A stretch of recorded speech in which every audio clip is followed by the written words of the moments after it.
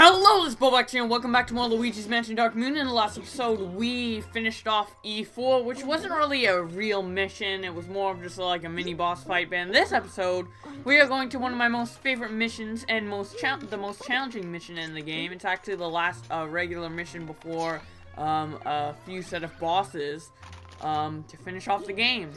So yes, we are very close to getting the final Dark Moon piece, but first we have to go up to the second floor of the mansion to find King Boo and see what he's doing and try to rescue Mario and etc, etc, etc, etc. So yeah, that is it. I cannot say anything past that point or it'll be spoilers, so I will just have to talk about something else while Luigi slowly goes up the staircase. It's so weird how, like, in Luigi's Mansion games, Luigi is so slow. Like, what? Like, in this game, he has a sprint button, so it's kind of okay. But in the original, he didn't have a sprint button at all, so I was like, what the hell? And, at the beginning of this, we are gonna go out of our way to get a few gems and stuff. So, yeah, this is not required. This is just all optional. And getting the boos and stuff, yeah. I almost forgot that boos existed in this game. Jeez, I haven't played it in so long. Well, I just played it, like, yesterday to quickly play this mission to get a feel for it. But, I mean, besides that, I haven't done a full playthrough in a while. I should do that sometime this year. I don't know. I have a lot of games I want to play. Anyways, yeah, in my opinion, this boo is kind of easy to miss because I don't know about you. Some of you may explore more than me, but when I first played this game, like, I don't know if it's just a camera angle or something, but I didn't really think to go into that door or notice it because, like, from the back, it doesn't really look like there's a door there unless you walk right up to it. So it's like, yeah, how would you even know that door's there unless you look at the map? But yeah, I don't know, I didn't do that for some reason on my first playthrough. Anyways, now we can finally go into this room back here and see what is up. We saw a bit of King Boo in the cracked window a few episodes ago, so let's see what he's up to.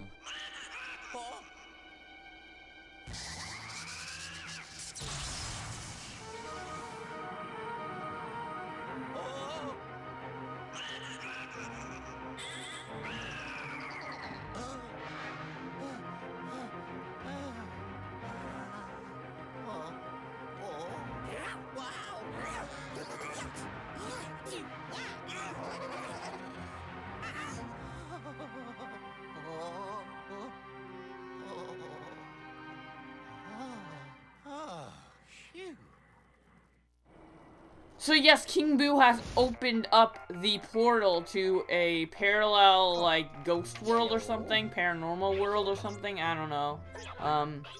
He opened a different dimension, I think that's what your guide says. So we have to capture, since these ghosts aren't exactly the ghosts, like, from this, world, like, in the game, there are good ghosts in this world, and then the Dark Moon gets broken, and then they turn evil, and then some of them got manipulated by the red crystal to make them stronger. But these ones apparently are from, like, the different paranormal dimension and already are evil. And they have this weird thing about them, is that if you don't catch them in time, they will, like, ruin the dimensional rift or something. So basically you're on a time limit to get all of them dead. And the time limit is kind of lenient in where, like,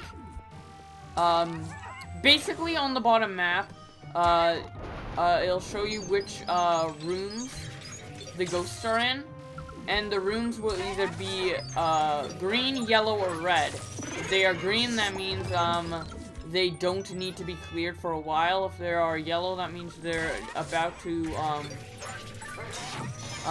that you should probably go and get that room done. And if they're red, that means they're on the verge of breaking the dimensions or whatever, and you have to do that room right away. So yeah, basically just follow the map use the portals to get around fast, and clear the room of the ghosts before, they turn red and stuff. And while you're in a room capturing the ghosts, it stays green always.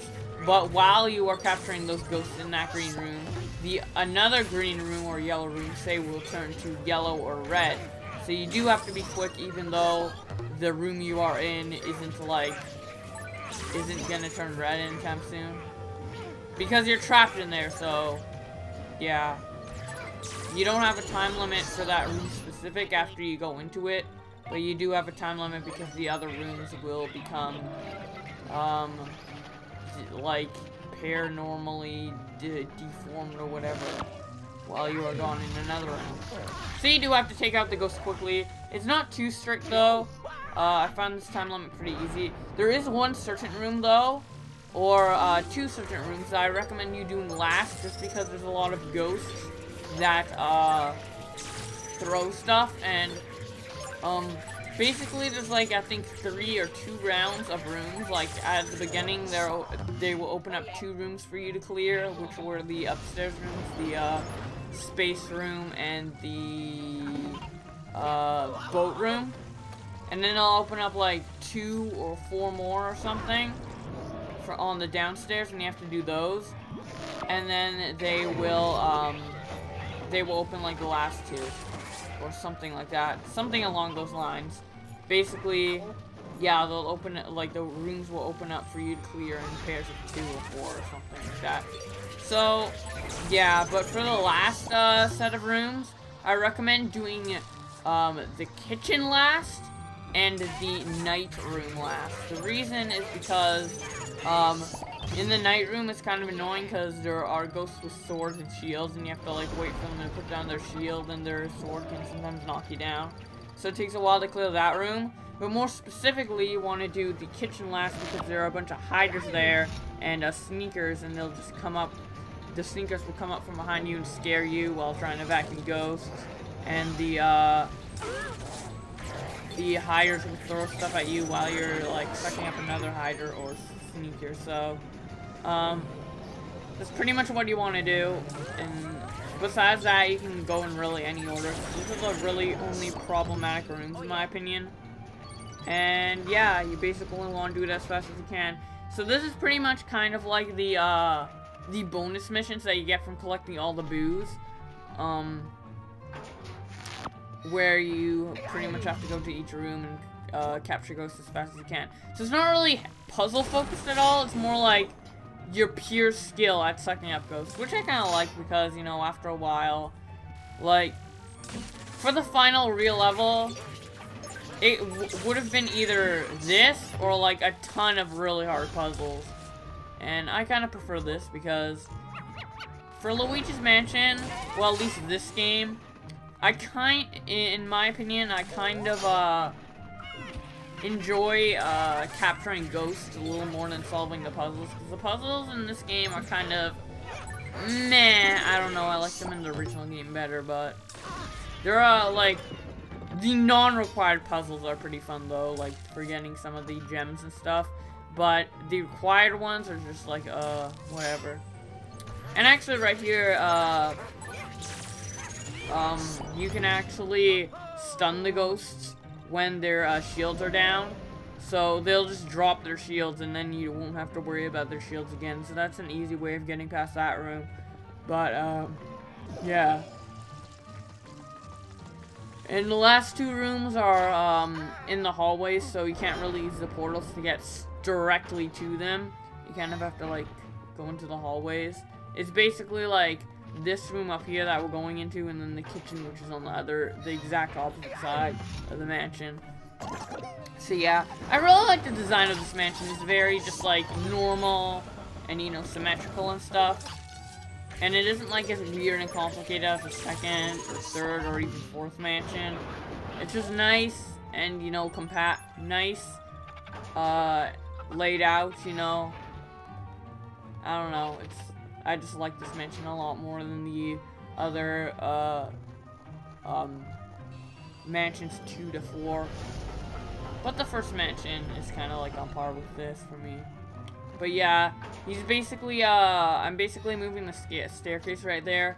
So, when I'm done with this room, I can go straight up because there'll be one last challenge in the room with all the portals. Where King Boo opened the portal to the other dimension. Wow, I can barely talk today. I'm like all like, but whatever. I guess that is the punishment that I get for doing post-commentary because, I don't know, I feel like I always have to constantly think of something to say in post-commentary, but in live commentary, you're kind of like playing it, so you can just like think about what you're thinking. Basically, when you're doing live commentary, you can think about what's going through your head while you're playing the game, so it's more like pure and stuff, but with post-commentary, you just have to kind of like explain the game and not really your process of the gameplay as much, and I don't know, it just feels a lot more like you're I don't know, like you're going off a script or something. Feels a lot less like what you would actually feel while playing the game, you know? It's more like just an instructional type thing. But, you know, whatever. That is what this is meant to be. So, yeah. Anyways, a good tip for getting the hiders is just, pressing, X on the thing you are gonna, like, on the thing they're hiding in to make them appear, and then quickly just tap A. You don't even need to hold it down and charge it, just tap it, and then they'll be stunned. Because they come out right in front of you. And then, yeah, that's an easy way to get the hiders. Sometimes you'll have a harder time with the hiders, or an easier time. It's kind of really random, because it depends really how much the hiders, like, annoy you with throwing stuff at you while you're catching other hiders. It's really all about, like, placement and stuff. I don't know, it's kind of weird. Anyways, I don't know if I mentioned this already. You probably did earlier in the playthrough, but if you use this suction to the 3rd level every time, you kill a ghost by doing it through the 3-charge suction, you can get 3 golden bars. So you always want to try to go for that to get as much money as you can and get the best rank you can. So yeah, I would recommend doing that.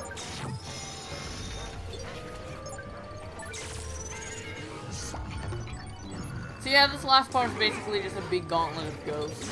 I don't know if there's a time limit specifically for this part. I'm pretty sure there is. Unlike the other rooms, I don't think this room will stay green when you're in the room. I think it'll still go down while you're in the room. So, because this is the last room, so there won't be, like, any other rooms to go down. So I guess that's why they added it. So, there'll still be a time limit while doing this. So don't think you're home free just because you're doing the last room, because I'm pretty sure the paranormal activity meter thing on the bottom where it turns from green to yellow to red still goes in this room, unlike the other rooms, so when you're in them. So yeah, I'm really at a loss for like how to say like what the paranormal rift is. I don't know, like, what should I call it? Like, the paranormal, dimensional rift thingamajigger? I don't know, it's just weird. I don't think it has a specific name, so it's kind of hard to explain that part, but, you know, whatever. And, yep, just vacuuming up ghosts. It's a lot more fun while playing, than actually watching, trust me. I don't know, I just like capturing ghosts a lot in this game. I like it a lot better than how it was in, the original Luigi's Mansion, because like you actually feel like you have some power with that meter and stuff, and I don't know, I just like the mechanics of sucking up ghosts. It's like less precision with the C-stick and stuff. So I enjoy sucking up ghosts better in this game, which I think is why I like the multiplayer of this game a lot, because it's like just all sucking up ghosts with your friends online or local, so it's really, really cool. I love being online on this game. But yeah, the thing is, I like the original game better for its puzzles and its atmosphere. This one I like a lot better for its ghost capturing mechanics and stuff. So yeah, I don't know. I like both games for different reasons, but I think overall I just prefer the original just because of the portrait ghost and the atmosphere and everything, and it feels a lot more eerie than just like all silly with these ghosts and stuff. Like, it felt a little more menacing than this game. So, I don't know. I just like the atmosphere of the first one better. But this one has great gameplay. Anyways, we are now done with this mission, which means we are going to go back to the lab for the final time so we can tackle the final boss in the next episode, which will be boss, obviously. Basically, Treacherous Mansion's boss. So thank you guys so much for watching. In the next episode, we'll do that. And I hope you enjoyed. If you did enjoy, be sure to leave a like because it helps me out a lot. But if you don't want to leave a like, it's fine. I don't really care that much. It just helps me a bit. It's just like a nice little gesture of, oh, you did a good job on this video. If I did, in your opinion. Anyways, I will see you guys in the next one. Bye.